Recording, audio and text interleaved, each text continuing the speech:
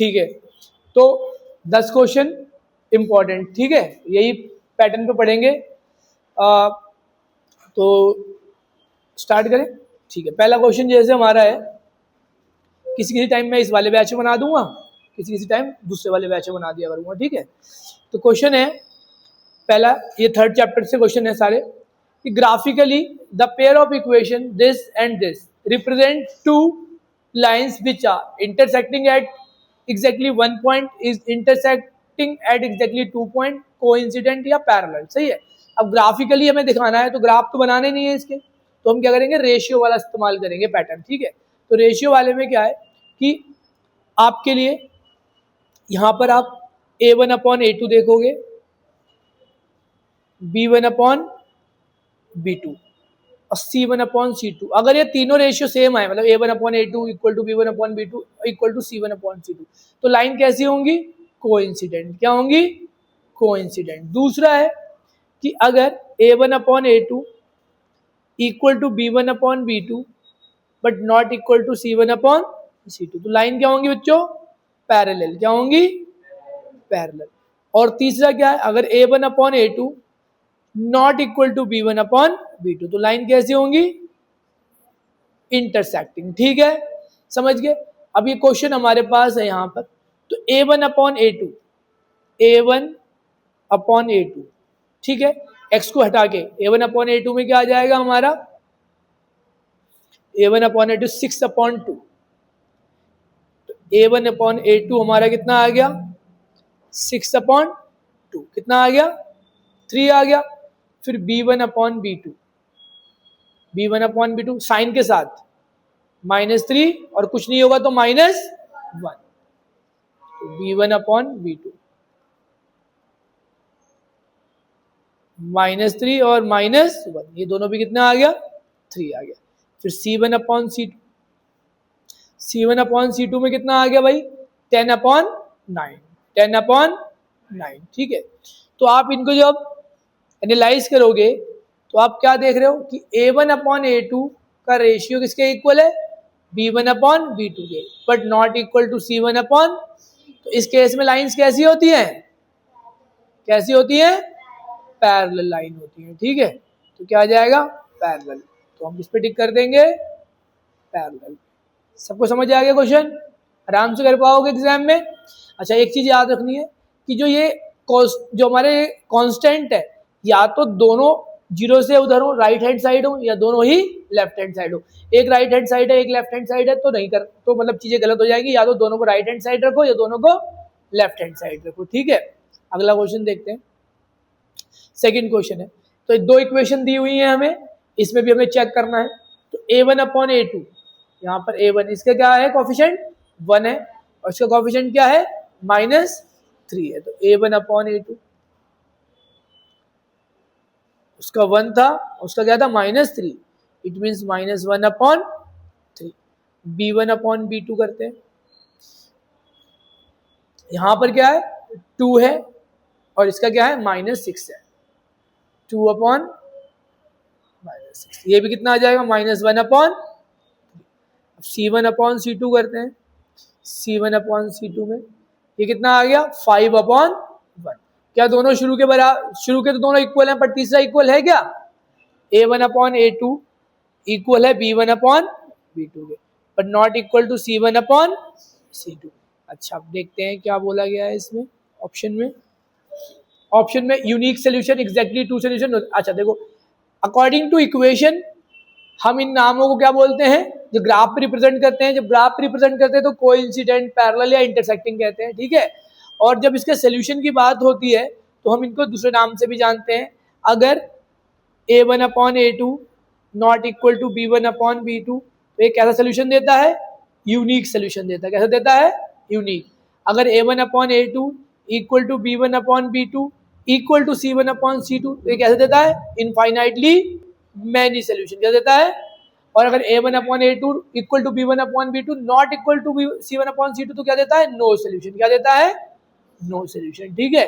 Line parallel होंगी तो कोई सोल्यूशन है, तो क्या आ जाएगा इसमें, नो सोल्यूशन। कोई दिक्कत है किसी को, दोनों क्वेश्चन क्लियर है, शाबाश। तीसरे क्वेश्चन पे आ जाते हैं।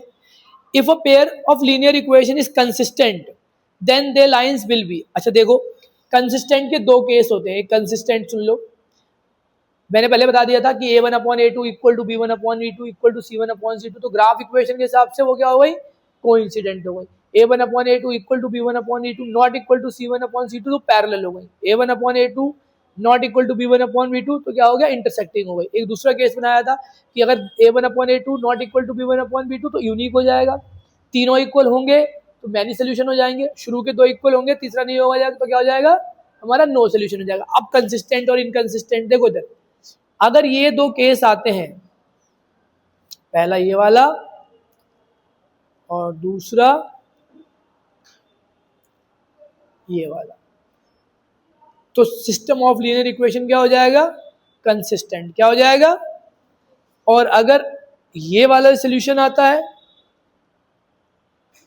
ऐसे आता है, तो क्या हो जाएगा, इनकंसिस्टेंट। क्या हो जाएगा, इनकंसिस्टेंट। तो इसमें क्या क्वेश्चन में पूछा गया है, इसमें पूछा गया है द कंसिस्टेंट है, तो कंसिस्टेंट दो केस में हो सकता है। कौन से केस में हो सकता है, जब लाइंस क्या हो, जब लाइंस यूनिक सोल्यूशन या इंटरसेक्टिंग हो, या फिर मैनी सोल्यूशन या कोइंसिडेंट हो। इनको दूसरे नाम से तो क्या है, पैरेलल। पैरेलल लाइन पे तो कंसिस्टेंट नहीं होगा। ऑलवेज कोइंसिडेंट, कोइंसिडेंट पे तो होगा ही। ऑलवेज इंटरसेक्टिंग, इंटरसेक्टिंग इन दोनों पे होगा।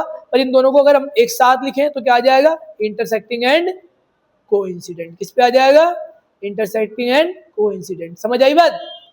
कंसिस्टेंट किस पे हो सकता है, इस वाले केस पे भी हो सकता है, जिसे क्या कहते हैं हम, इंटरसेक्टिंग लाइंस। इस वाले पे हो सकता है, जिसे क्या कहते हैं, कोइंसिडेंट लाइन। तो इट मींस दोनों केस पे कंसिस्टेंट हो सकता है, इसलिए ऑप्शन सी लिखेंगे, ना कि बी और डी अकेले अकेला लिखेंगे। कोई दिक्कत है, सबको समझ आ गया, समझ आ गया भाई, ईशांत पक्की बात है, भौमिक आगे समझ,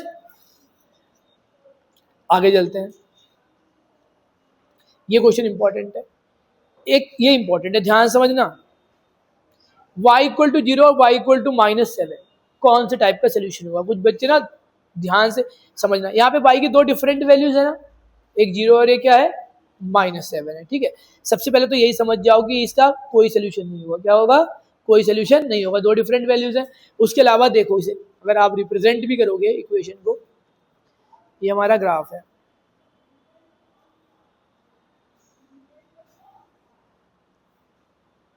ध्यान सुनिएगा। एक y इज इक्वल टू 0 था और एक y इज इक्वल टू, अगर y इज इक्वल टू 0 है, ये मतलब क्या हो गया, x एक्सिस हो गया, नहीं हो गया।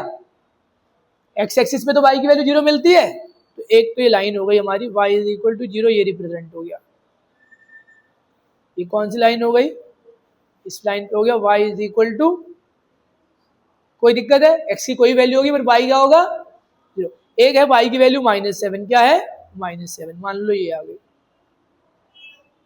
सॉरी y की वैल्यू -7,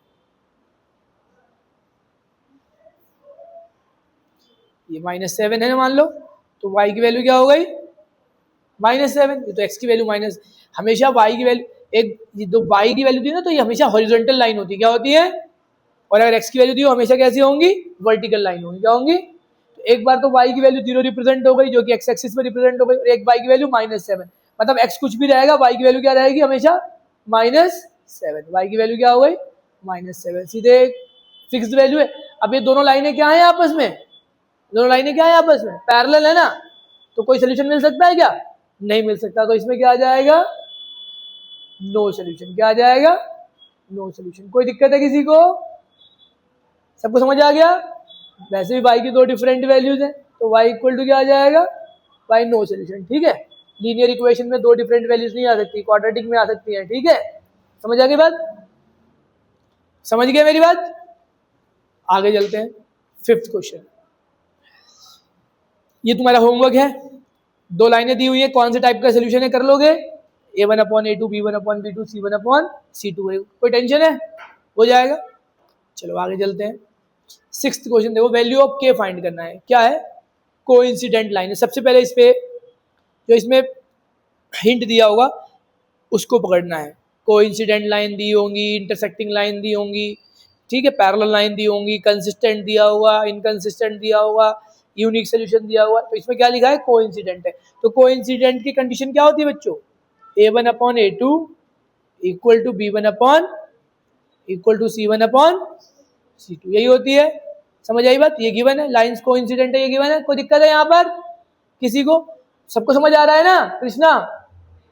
A1 अपॉन A2 मतलब A1, ये A1 यहां से आ जाएगा, A1 यहां से आ जाएगा और A2 यहां से जाएगा, कितना आ गया 3/6। x नहीं लेते, सही है, कॉफिशिएंट लेते हैं, तो 3 तो ऑलरेडी इक्वल है, तो जरूरत ही नहीं कर सोचने की, सीधे लिखना है B1 अपॉन B2। B1 की वैल्यू कितनी है जी, -1 और वो -k, -1 और -k। C1 अपॉन C2 कितनी है जी वैल्यू 8, और देखो -16 है ना उधर, इधर आके क्या हो जाएगा +16। मैंने कहा था ना कि दोनों राइट हैंड साइड में हो, दोनों लेफ्ट हैंड साइड में हो। 6x इक्वेशन से जब उधर आता है साइन चेंज हो जाता है, दोनों राइट हैंड साइड पे आ गए। एक की तरफ क्या है 8 और एक तरफ क्या है 16, एक तरफ 8 है और एक तरफ क्या है 16 है। मेरी बात समझ गए, सही है। अब इनमें से किसी भी दोनों को आपस में इक्वल कर लो, या तो इन दोनों को कर लो या इन दोनों को कर लो। मान लो मैंने इन दोनों को आपस में इक्वल रख लिया, दोनों से सेम ही आंसर आएगा। 3/6 माइनस से minus cancel, 3k is equal to 6, k is equal to 6/3। k की वैल्यू कितनी आ गई 2 आ गई। समझ आ रहा है सबको, तो k की वैल्यू आ गई हमारी 2। क्लियर है, आगे चलते हैं।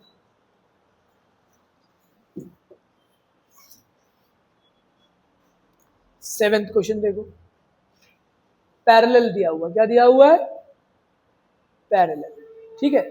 जब पैरेलल दिया है तो उसमें क्या हो जाएगा A1 upon A2 is equal to B1 upon B2 not is equal to C1 upon C2, ठीक है। समझ आ गई बात। तो यहाँ पर A1 की वैल्यू, पहले तो इक्वेशन देखो, दोनों में एक साइड इसको सेट कर लो इक्वल टू, या तो इसको उधर ले जाओ या इसको इधर ले आओ, चॉइस आपकी है, ठीक है। इसको उधर ले जाना चाहते हो तो ऐसे भी कर सकते हो, 2x + 5y -1। कोई दिक्कत है किसी को, कोई दिक्कत है किसी को, निशान समझ आ रहा है। तो यहाँ पर A1 A2 इसका कोएफिशिएंट 3, अरे यार इसका कोएफिशिएंट 3, ऐसे देखते हैं,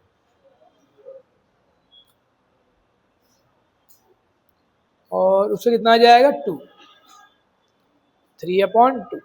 यहाँ y को हटा दो बस, y के अलावा जो भी बचा क्या लिखा हुआ है 2k, और यहाँ y के साथ क्या है 5। कोई दिक्कत है किसी को, समझ आ रहा है बच्चों, समझ आ रहा है, सबको समझ आ रहा है, ठीक है। तो इन दोनों को एक साथ सॉल्व कर लो।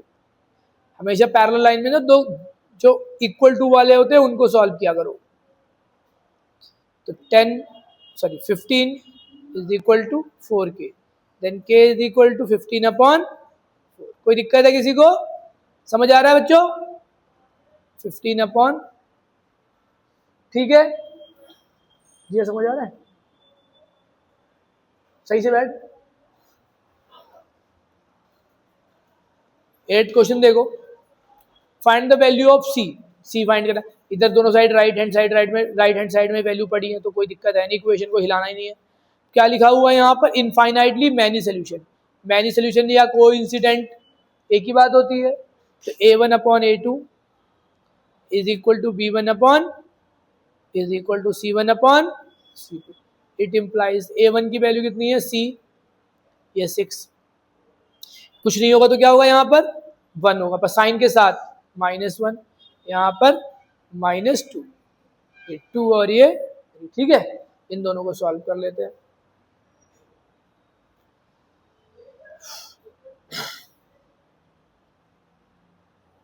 माइनस से minus cancel, 2c is equal to 6/2। तो c की वैल्यू कितनी आ गई, कोई दिक्कत है, टॉपिक समझ आ रहा है, आसान है। आगे चलते हैं 9th क्वेश्चन में एक चीज समझना, डिपेंडेंट लीनियर इक्वेशन। डिपेंडेंट का मतलब पेपर में पूछ ले, बस एक ही सिंपल है। तो यहाँ डिपेंडेंट का मतलब क्या होता है बच्चों, तो भाई डिपेंडेंट लाइन आ जाए इसका मतलब होता है कोइंसिडेंट लाइन। क्या होता है? Coincident line. डिपेंडेंट लाइन का मतलब क्या होता है? Coincident line. ठीक है, तो मैंने तुम्हें सिखाया है कि जैसे इसके कोइंसिडेंट लाइन, जैसे इक्वेशन दी है, इसकी दूसरी डिपेंडेंट लाइन बतानी है, तो आप क्या करोगे? दूसरी डिपेंडेंट लाइन के लिए क्या होता है चाहिए? a1/a2 equal to b1/b2 equal to क्या होना चाहिए? c1/, पहले इसके साथ देखो, -5/10 -1/2 मिलेगा। क्या मिलेगा? -1/2।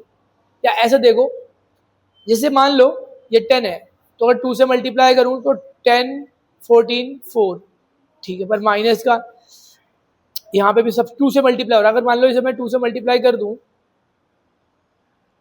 बोथ साइड 2 से मल्टीप्लाई कर दूं, कितना आ गया? 10x plus 14y is equal to 4। ये वाला ऑप्शन जो है कौन सा जाएगा? इसे ऐसे भी लिख सकते हो, 10x 14y -4 is equal to 0। कोई है ऐसा ऑप्शन? ऐसा ऑप्शन नहीं है। अच्छा ठीक है, एक और तरीका है।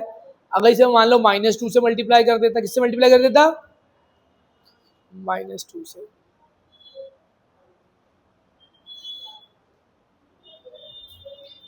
और तरीके और भी बता दूंगा एक। क्या ऐसा है कोई ऑप्शन? ऐसा ऑप्शन कौन सा है? D option. कौन सा है? अच्छा, एक और तरीका हो सकता है कि आप सबका रेशियो सेट करो सबके साथ। जैसे दो इक्वेशन इसके साथ अगर निकालो आप, a1/a2 निकालते दूसरे तरीके से 5/10, तो क्या वैल्यू आती? -1/, और b1/b2 करते इस पहली इक्वेशन के साथ, तो 7/, तो ये कितना आ गया? दोनों डिफरेंट है ना, तो ये वाला ऑप्शन नहीं हो सकता। समझ आ गई बात? इस वाले पे चलते हैं। a1/a2 -5/10 1/2, b1/b2 7/-14, ये -1/2 आ गया, दोनों डिफरेंट वैल्यू आ गई, तो ये भी नहीं हो सकता। समझ आ रहा है नहीं आ रहा है? सब कुछ डिपेंडेंट, तीनों रेशियो सेम आने चाहिए, जो शुरू के दो रेशियो सेम ही नहीं आ रहे।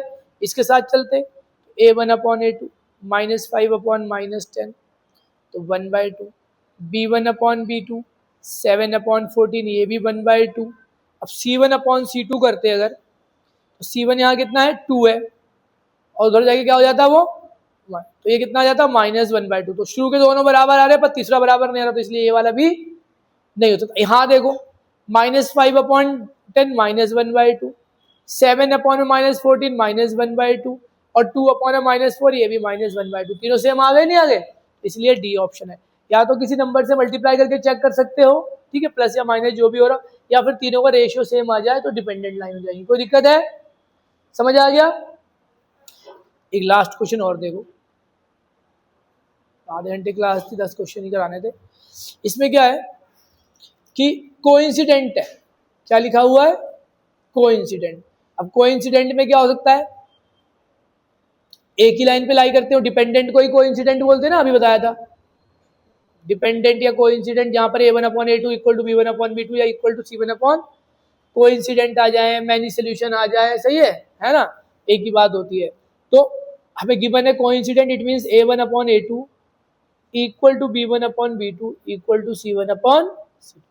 a1 x के साथ जो वैल्यू है क्या है? यहाँ पे x के साथ जो वैल्यू कितनी हो गई?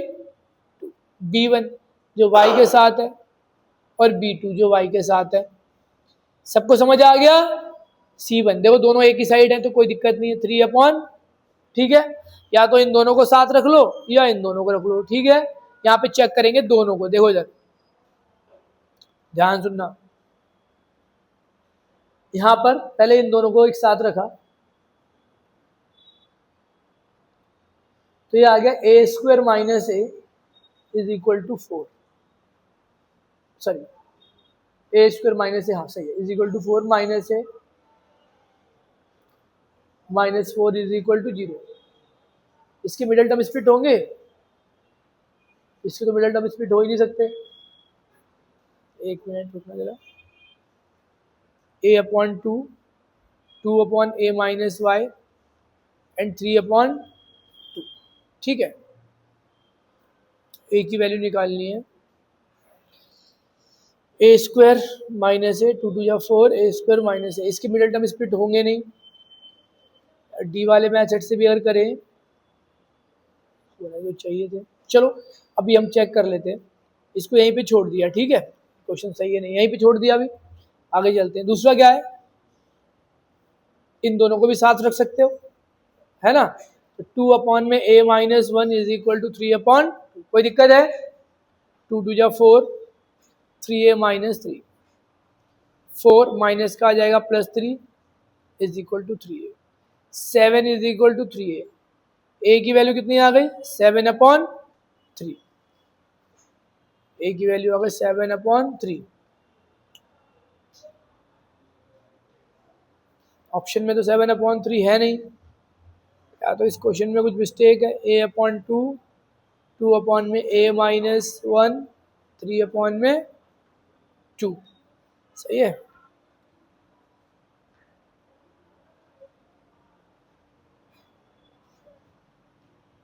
सेवन अपॉन 3 आ गई, यहाँ पे 7 अपॉन 3 डालोगे, अब वैसे इसको करोगे तो कंप्लीटिंग स्क्वायर मेथड से होना चाहिए। चलो देखते हैं कि 7 अपॉन 3 ठीक है नहीं ठीक है, a की वैल्यू 1, b की वैल्यू माइनस 1 एंड c की वैल्यू, समझ आ रहा है बच्चों,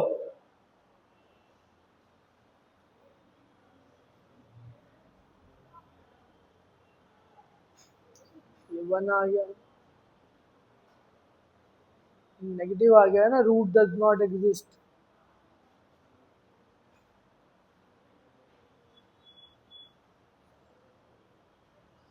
तो सॉरी -4ac,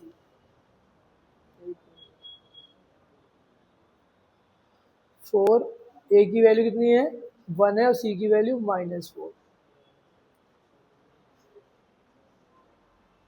17 आ गया ना, तो रियल रूट्स आएंगे, इसमें क्या आएंगे, तो इस क्वेश्चन में थोड़ी सी मिस्टेक हो सकती है, ठीक है, समझ आ गई बात, बाकी सारे समझ आ गई है, ठीक है। 1 मिनट के लिए रोक दे रहा, मैं एक क्वेश्चन चेक कर लूँगा।